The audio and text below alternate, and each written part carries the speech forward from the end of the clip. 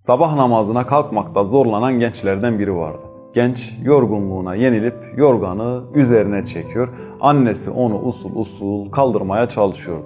Her seferinde kalkmamak için bahaneler. Annesi ise usanmadan sessizce yanında duruyordu. Bir sabah yine aynı oyun başladı. Genç yorganı çekti. Anne hadi dedi. Genç yorganı daha sıkı örttü. Genç annesinin usandığını sanıp gözlerini kapattı.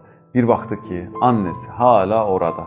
Yatağın kenarında oturmuş, sessiz ve kararlı. O an annesi ona baktı ve şöyle dedi. Oğlum, ben senin uyumanı senden daha çok isterdim.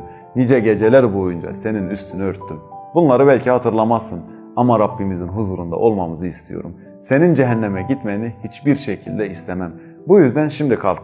Benim için de, Rabbimiz için de namaza gel. Bu sözler gençte derin bir mahcubiyet ve uyanış oluşturdu.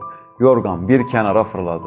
O günden sonra sabah namazlarına devam etmeye gayret etti.